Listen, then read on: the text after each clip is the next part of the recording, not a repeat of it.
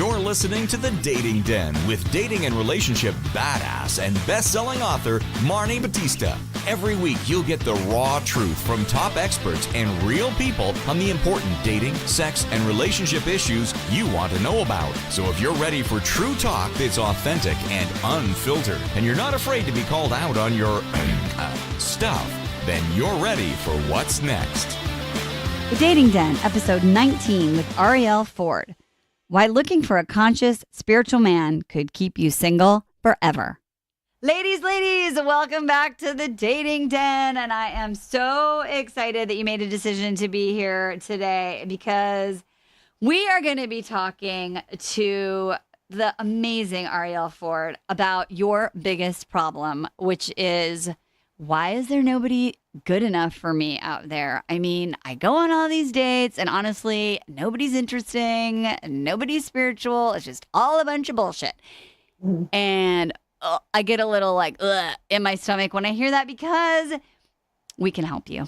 So I'm welcoming to the Dating Den the most brilliant expert that I know, Arielle Ford. She has spent the past 25 years living and promoting consciousness through all forms of media. She is the author of a book I bet you read called The Soulmate Secret, Manifest the Love of Your Life with the Law of Attraction. And she's got an amazing new book, Turn Your Mate into Your Soulmate, which offers groundbreaking shifts in perception, showing couples how to have a deeper, more loving, and more fulfilling relationship. She really is the Cupid of Consciousness and the fairy godmother of love.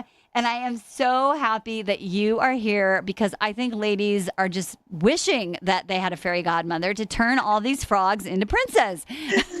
Oh, thanks, Marni. It's always really fun to talk to you. Your energy is contagious. Oh, well, I just feel so passionate about this topic because I've been coaching clients on the show. I've been working with my clients offline, and it's a situation. And so you've been doing this way longer than I have. I mean, do you think this sort of like there's no good guys around, like they all disappeared, evaporated? Is that like is this new or have you seen this forever? This has been the complaint of a lot of really smart, successful women that have all kinds of really big success in every area of their life except love. And it's gotten to really epic, obnoxious proportions now, how often I'm hearing, well, there's just nobody out there who can meet me. There's just nobody, and all the good ones are taken and all these complaints. And honestly, Marni, the way that I hear that now, it's so sad to say, but it's a very, very egotistical place to come from. Because what you're saying is, I'm so accomplished, I'm so special, I'm so together, that God doesn't have one man on the entire planet that's good enough for me. And we know that's total bullshit. There are 7.2 billion people on this planet. Half of them are men, and half of those men are single or more. So that's still a couple of billion to choose from. And really where the problem lies is that, and I was one of these for years, so I'm not accusing anybody of anything I didn't do myself, okay? Right. He's a very smart, really super successful person with an amazing lifestyle and lots of places to go and do and see, and everything was working but my love life.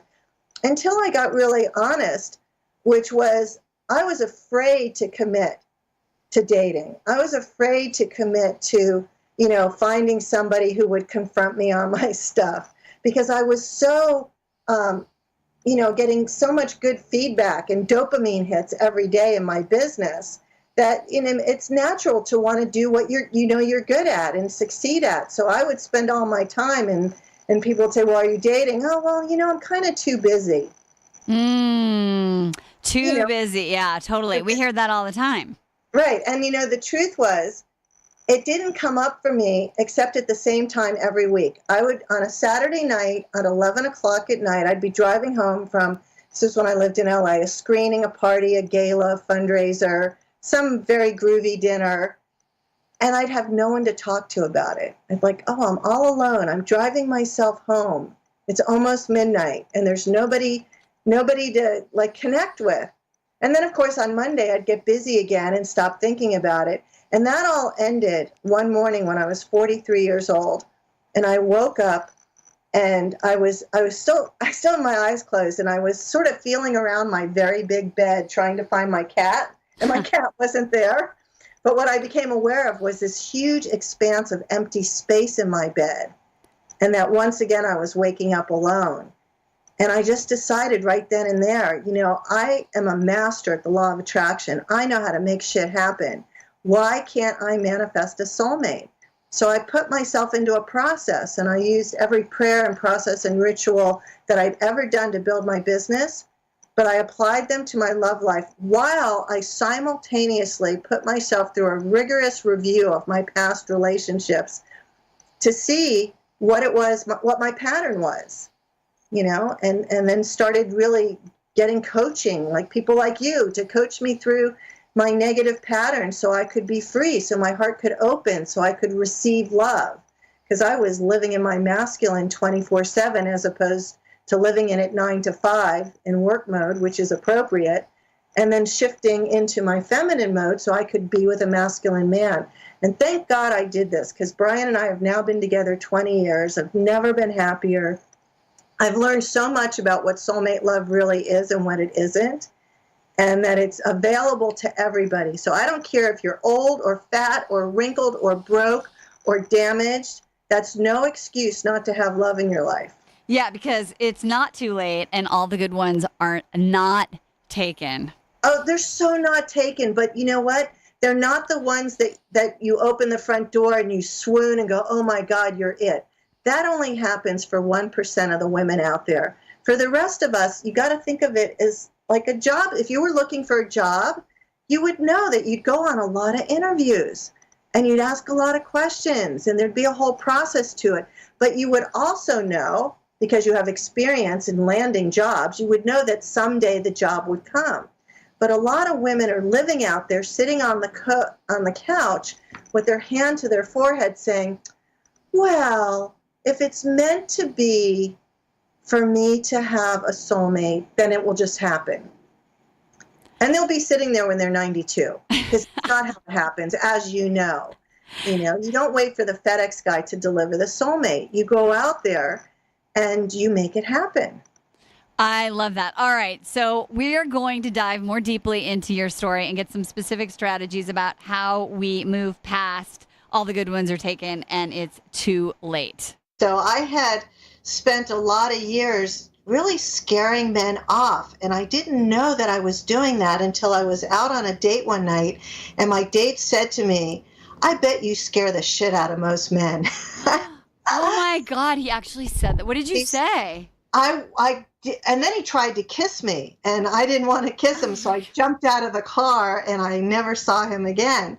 But I couldn't stop hearing his voice in my head. And I realized that I was just this, super hyper ambitious, go-getting, do, go. And I had spent the whole night talking about my business and my accomplishments and what I wanted to do. And I was completely locked in my masculine energy. I didn't know that was the name for it then, but I shared this with a girlfriend who said to me, oh, well, I've got to take you to hear Dr. Pat Allen speak. And this was when I was living in LA. And so I went on a regular basis on Tuesday nights to learn all about feminine and masculine energy and being able to leave work behind and drop into my feminine energy so I could let a man show up in his masculine energy instead of canceling him out. So I understand being in that role. And I also know that if you want to be with a masculine man, an alpha man, you need to be able to downshift into your feminine energy. Now, this doesn't mean you become somebody else. You just get into receptive mode and you stop out of this driving mode. And, we don't have enough time to teach people how to do it, but it's really not that hard. And it's what's called for if you're really struggling with not the right men showing up. Okay. So when I talk to people, they're like, okay, I understand that. So what does that mean that I do on a date. And the best thing I could sort of come up with is coming into it from a heart space versus an intellectual space. But I would guess that you have some more specific ways of being that are very different than, on interview mode, impress mode, don't waste my time mode. Right. Well, you want to really show up as how could I be a warm, loving, friendly person? And, and what could we do together? What could I learn about this person so that we could begin to explore? Do we have some same interests? What is it that we like to do together or that we could learn to do together, as opposed to having this agenda? Well, are you the one or aren't you the one? And what are you going to do for me? Look at it like, if I always tell people, if you're going to go out on a date, at the end of the date, send me an email and tell me 3 things you learned about them that you really found interesting or you liked. Like, be on this treasure hunt. I love that. So what are some examples? Because clients will say, I'm totally open. I go on these dates and I'm open. And I'm thinking they're probably not. So what does open look like and feel like? Because it's not sharing, that you took a workshop or that your ex-husband was an alcoholic. I mean, that's not open. What is open? One of the easiest things to do is when they say, let's say they start talking about their work. Oh, well, I'm a real estate developer.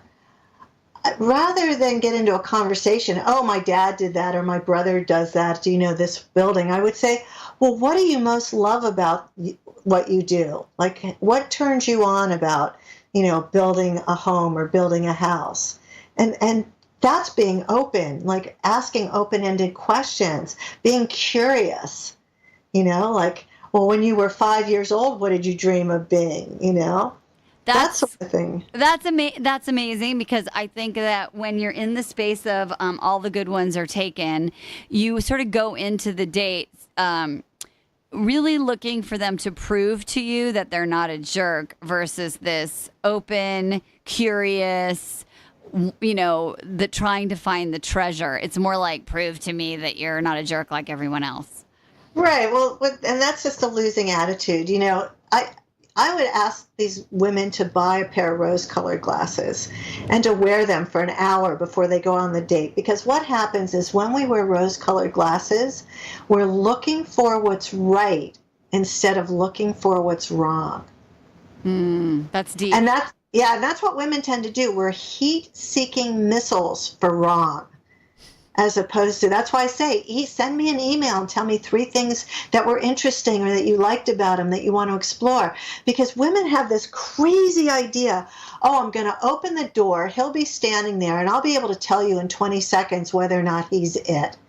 And the truth is, women fall in love between their ears. They do not fall in love instantly most of the time. Maybe 1 in 100 do. But most women, it takes somewhere between 3 and 5 dates to even begin to feel a little bit of chemistry. Because if the chemistry is instant, it's lust. It has nothing to do with reality. It's no predictor of a happy life. Oh my gosh. That's so, okay. So first of all, this is a rewind highlight, because that's the thing, is that if we are out there looking because people will say, I just haven't had chemistry with anyone in 5 years. And what I feel like they're talking about, Arielle, is this lust thing that you just mentioned. Right. And if you want to have lust, go play cougar for the night and go pick up some hot guy in a bar and have unconscious, random, dangerous sex, and, get your rocks off. But the truth is, that's not what having a soulmate life partner relationship is all about. It's about taking baby steps and getting to know somebody and really taking your time and not being on this timer like it's got to happen because I'm now this age and I only have so many eggs left and I got to make it happen. That's a killer. There are so many potential great guys out there, but they don't come with a sign on their chest saying, hey, I'm the one and I'm super great. You have to go on a treasure hunt. That is so true. And here's the other thing I want you to talk about.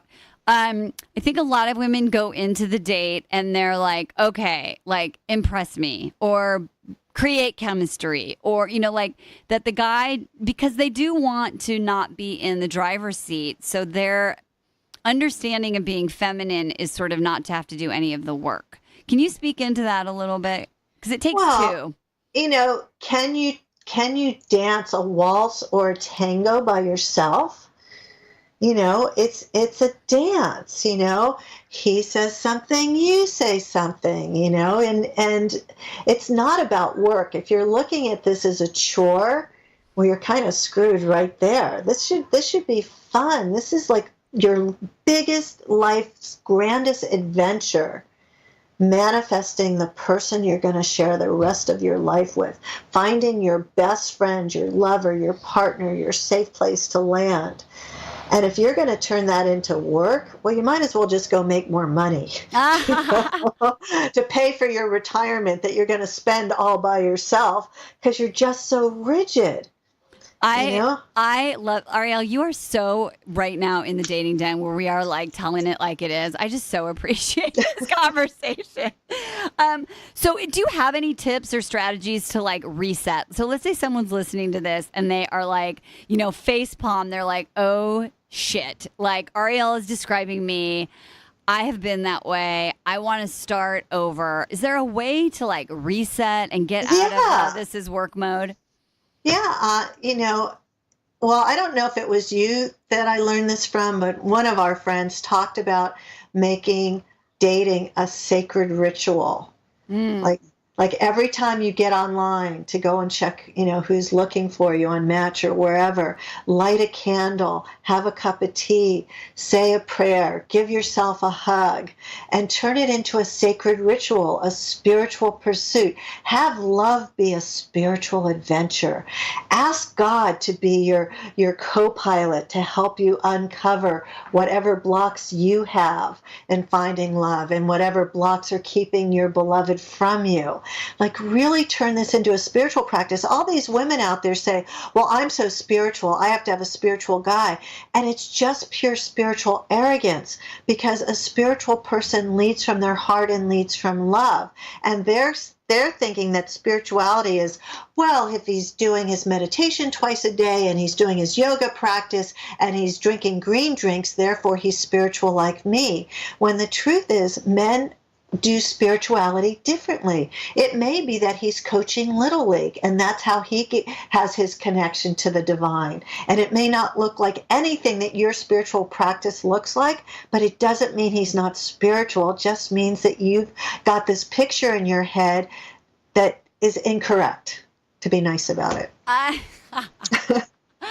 love, you don't have to be nice. We're in the den. No, I love this because, I think that that's totally such a good point in that women do spirituality different. So if you're looking through his profile and you want to make sure that he drinks green juice and, does meditation and all that, you are missing out on men that have a connection to something higher through their passion or whatever it is in different ways. So love this. Yeah. Okay. Well, we say we want a conscious man.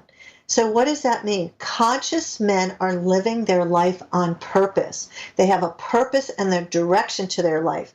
Whether or not they drink green drinks doesn't mean shit. It's not important. And in fact, the ones that are practicing shaman things and doing hot yoga and, writing down everything they eat and all of that, what we sometimes refer to the New Age nice guys, I can't tell you how many women I know who've been abused, physically and emotionally abused by New Age nice guys because they're suppressing all their anger. And that's the whole other subject we could have. So you want a real guy who may not be able to go as deep as you like, picking apart Eckhart Tolle.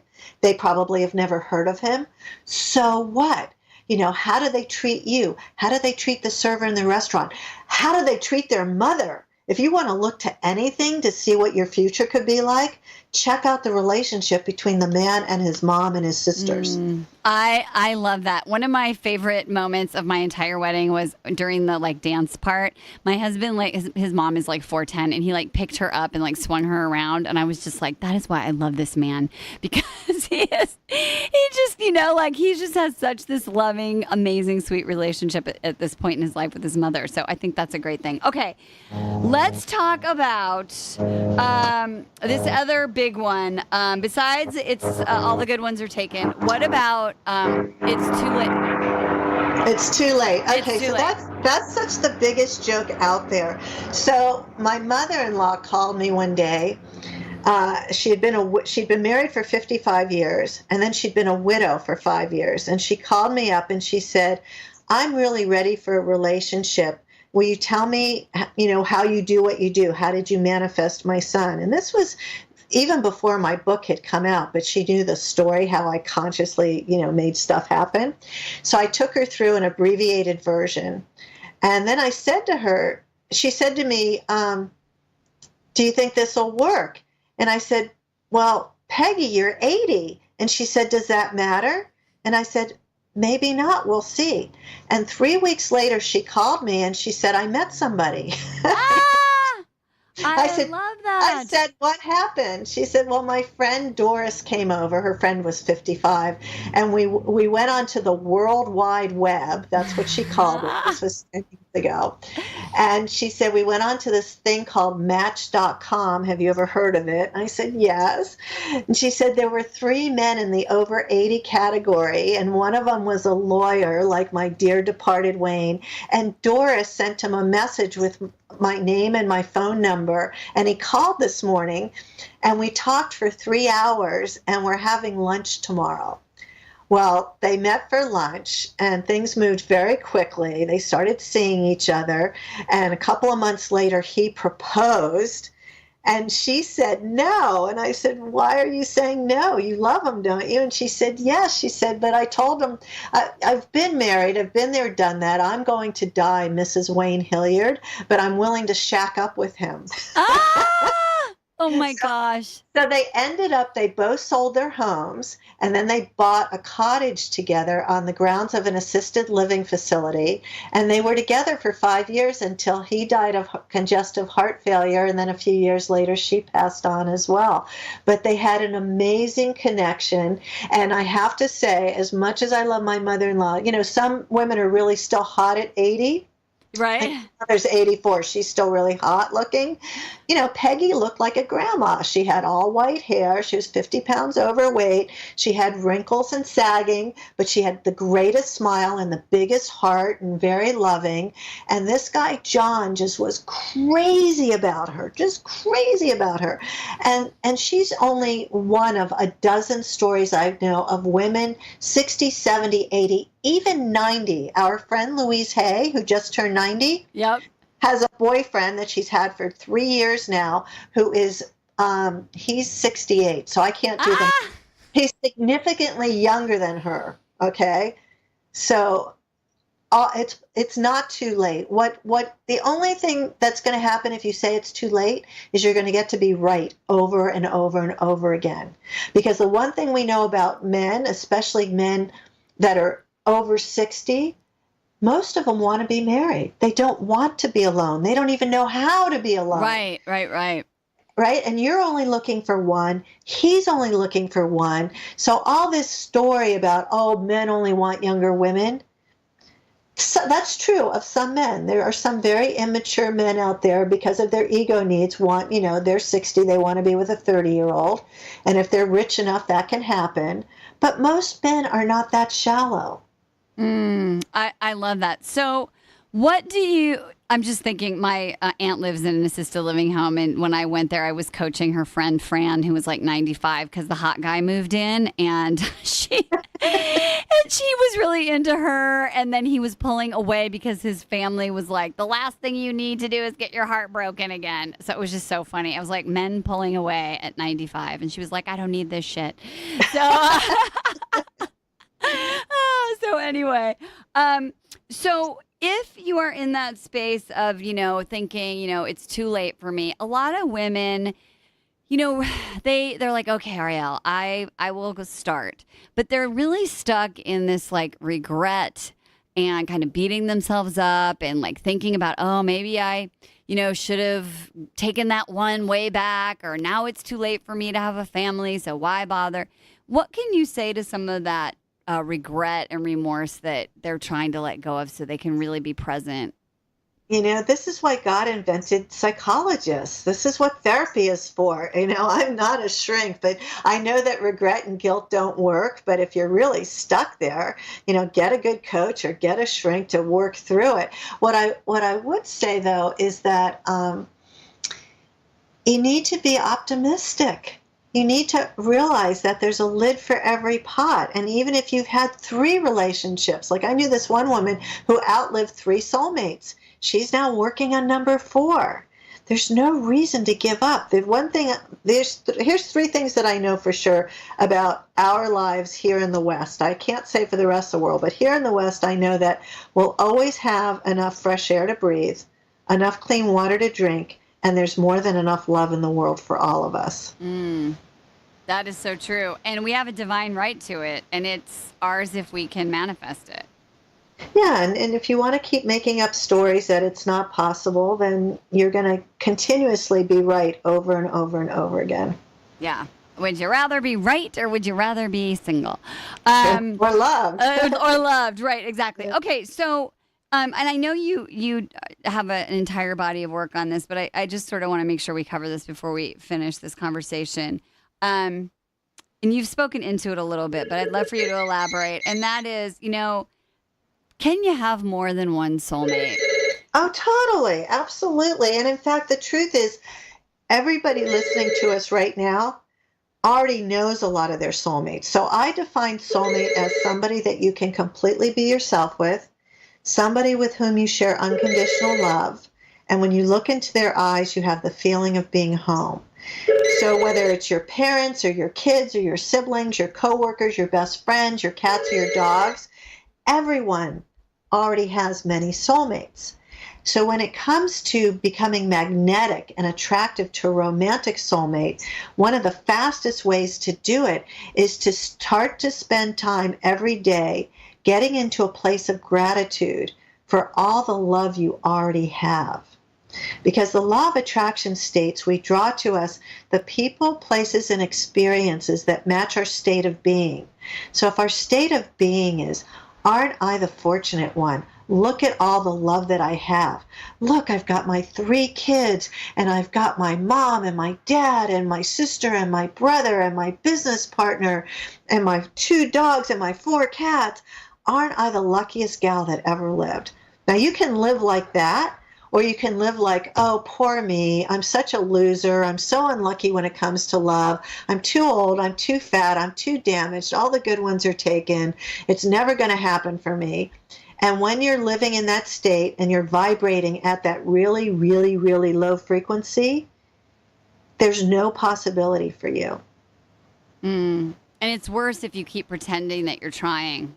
Right. Yeah. Pretending's no good. So what I advise people to do is when you're in that really low frequency state, give yourself permission to be there for 3 minutes.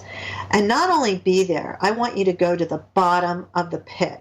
I want you to speak out loud. Look into the mirror and speak out loud to yourself the most horrible, heinous, negative things you can say about yourself. I am the most unlovable person that ever walked the earth. I am the ugliest woman God ever created. Nobody could possibly ever consider spending time with me. Like really go down that way, no positive thinking allowed. And if you do it well, you won't be able to do it for 3 minutes because you'll start to laugh because your rational brain is going to kick in because they'll know it's not true. So you're releasing the pressure. It's like a pressure cooker. You're letting the pressure off. You allow yourself to feel all those negative feelings, but just for a small amount of time. And then go back to the mirror and blow yourself a kiss. And say something loving and kind to yourself and, put your hands over your heart or give yourself a hug and just say, Arielle, you have your moments, but the truth is, your mom loves you and your best friend loves you and lots of people care about you and you really are lovable and you're totally deserving of love. And then begin to fill yourself back up. That sounds so nice. And I think that one thing that's really a part of what you just said is that you're taking that quiet, you're taking that time. You know, you're getting quiet, you're really aware of what's going on, and you're having that moment, you know, to express it all and then reconnecting to, you know, what's great about you. And we have to take time out of the busy, like, I got to do it, I got to fit this in, you know, to really get intentional about all this work. Yep. Yep. And that's what it takes. It takes having time, money, intention, and attention onto your love life to manifest your soulmate. And you've got to commit to it. And you've got to spend time every day and have fun with it and really savor the waiting process of when the one's going to show up. I'm going to throw one other thing at you about this, which is a little heavy, but here's what my belief is, and what quantum physics has now proven to be true, is that there exists what is called a unified field, or what Greg Braden calls the divine matrix. And in this field, it is totally believed that time does not exist, that the past, the present, and the future are all happening at once, and that all of us are all connected to each other. So in this unified field, in which we are all part of the tapestry of, you are already connected to your soulmate. So even though you don't know their name or what day and time you're going to meet them in the 3D physical world, you can begin the relationship with them today just by closing your eyes, dropping into your heart, and beginning to speak to them, to begin to open up the dialogue, to begin to live as if the knowing and the belief that you are already connected to your beloved. I call it love before first sight. I love that. Now, ladies, that is some deep spiritual shit, and it works, all right? I mean, really, though, but I totally believe that, and I love that you are taking that approach and you're putting it into an action step. So, wow, you're amazing. I am so happy to have you in the den. Every time we speak, I learn something new, and so I just feel so super excited. And for those of you who cannot get enough of Arielle Ford, in the show notes, there is a link to her website, soulmatesecrets.com. And there's lots of free goodies on there. And then you can also go to soulmatepassion.com. And all those links are in the show notes. Arielle, before we say goodbye, any sort of last word as we really sink into those women who are just in that place of the good ones are taken and it's too late for me? What are your last words? You know, Wayne Dyer put it perfectly when he said, don't believe every thought that you have. I love that. Oh, Wayne. You know, I go to Hawaii every year for the holidays. I've been going since I was a kid. And Wayne Dyer had a condo next to the hotel where we stayed. And every year, like, Wayne would be at with his little swim trunks and his little, like, shoes. And he'd be shuffling on his walk during the daytimes. And we'd be like, there's Wayne Dyer. And so I miss him. And since it's holiday time, I really appreciate that you put in a good word for him, because that's brilliant. Don't believe every thought that you have. Yeah, that's not true. It's just absolutely not true. So stop entertaining those ideas. Absolutely, ladies. All right. This was Arielle and Marni Get Tough. We were like in the dating den. I appreciate you being here. Thanks so much. And I look forward to the next time having you back. Oh, thank you.